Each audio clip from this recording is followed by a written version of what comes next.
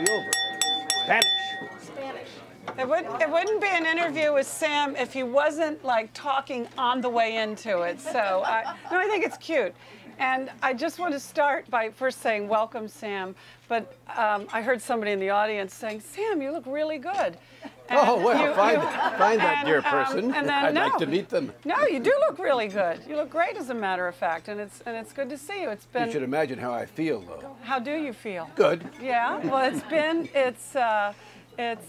been a while. We used to be together on This Week. You're still there, but I'm faithfully You were terrific, watching. Carol. I remember. You brought us the guests that made the program. Yes. Along with David Brinkley, of course. And yes, and you and George.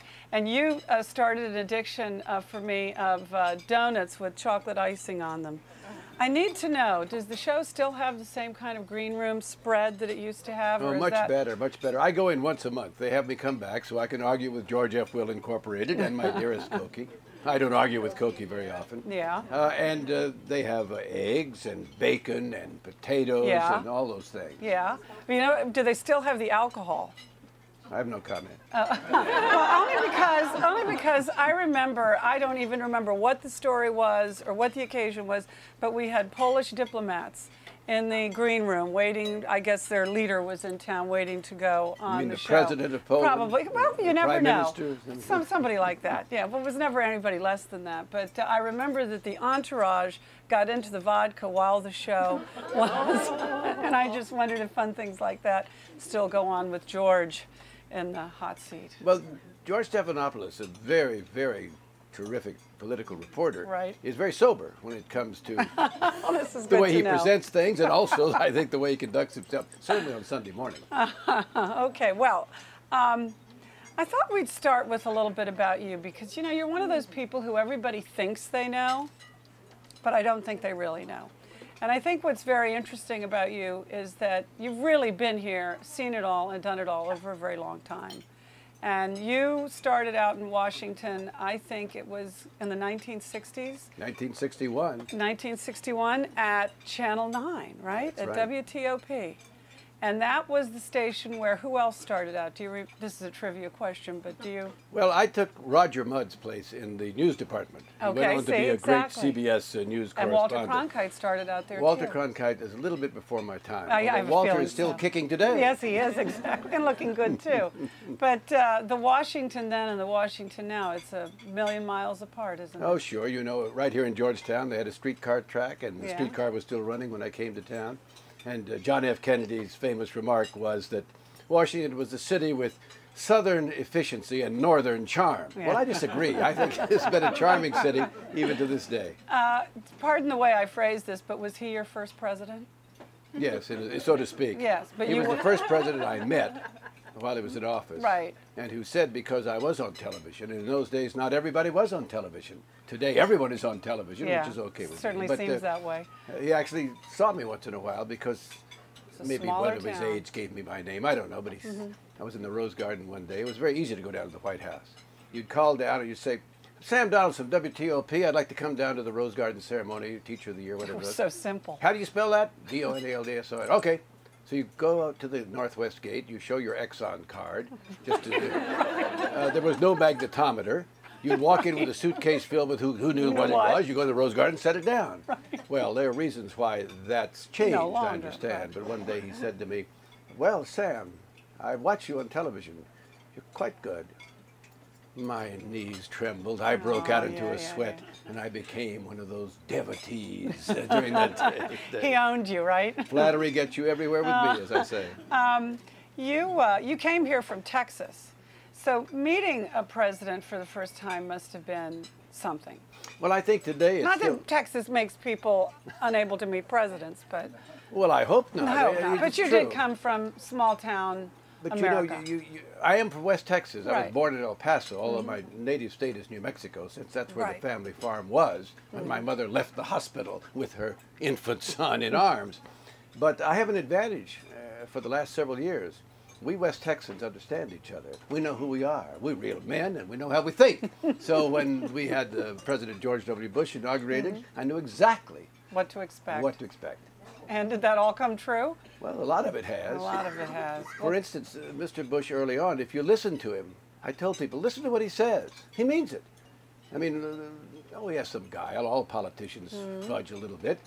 But right after 9/11, when he and his his vice president and all of that started beating the drums to whip up our energy against Saddam Hussein, I said to a little radio audience I had, we're going to strike Iraq. Not because I had great sources, but I listened to him. I knew him. He meant it. Yeah. Going to do what he's going to say. Yeah. Yeah. Okay. Fine. And that, or not fine, as the case may be. As the case may be.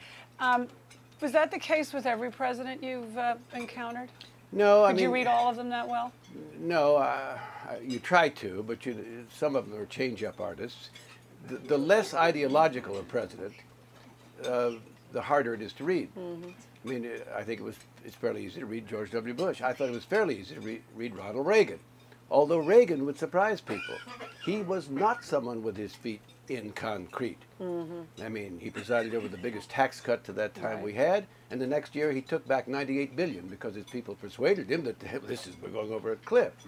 But the Marines in Lebanon, and realized that the opposite of the great phrase, never quit a winning game, is quit a losing game, and he withdrew them.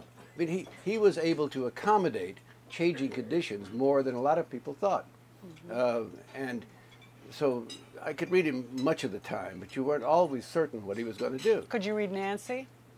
His wife? Yes. Mrs. Reagan, I bet she was harder to read. Well, she had two things that were important to her. Her husband's political security and his physical security, particularly after he was shot. I was standing 5 feet away from John Hinckley when he shot Ronald Reagan and 3 other people. It was a horrible day. And at the end of that day, or maybe it was the next day. Did you know instantly what was happening? Yeah, I knew they were shooting at the president. They're going to shoot at me. Sometimes people are in shock in the moment. You never know, do you? But we shoot presidents. When was the last time a British prime minister was shot, or a French president? Right? We like to do that for some reason. We're still the Wild West to some extent. And we've missed a couple of times, of course, thank goodness. Yeah. We missed Franklin Roosevelt, although the mayor of Chicago was killed in his car. Twice we missed Gerald Ford. You know, so I understood. I've been around guns all my early life and covered the war in Vietnam, and so when Hinckley started firing, I knew it was a gun, and I knew the target had to be the president. And were you scared for your own safety? No, again. You weren't even thinking about yourself? Well, no. I mean, I watched people fall, and I watched the president being pushed into the limousine by Jerry Parr and the other Secret Service agent. And, of course, we didn't know whether he'd been shot or not. And my first report, which was the first broadcast report of the thing, was that shots had been fired at the president. Didn't know whether he'd been hit. I knew that others had been hit, but I couldn't identify them. Right. Because the moment something like it happens, you don't say, well, I can't report on this until I find out all the facts. No, what, are you kidding? You act on instinct. You run and you say they've shot, fired shots at the president. Yeah. And then you go back and try to see exactly what happened. Up until that point, was that your biggest story as a correspondent? Well, it was a big story because of the way we've been talking about it. But I covered the war in Vietnam. I covered Watergate. I was the Watergate correspondent for ABC. And that was a big story. It was a big story, and that was also at a time of interesting transition. I don't know if I'll have the dates exactly right, but well, don't expect me at my age. And I don't to expect fill you to it either. In for No, and we'll just you know, we'll just flow with it. But because I think it's important at the point in the life of ABC when Roone Arledge came into the picture. Which way is east? Which I way? will always. The late Roone Arledge. Right. No, I want you to talk about him and what it meant to ABC. I prospered under Roone far more than I deserved to.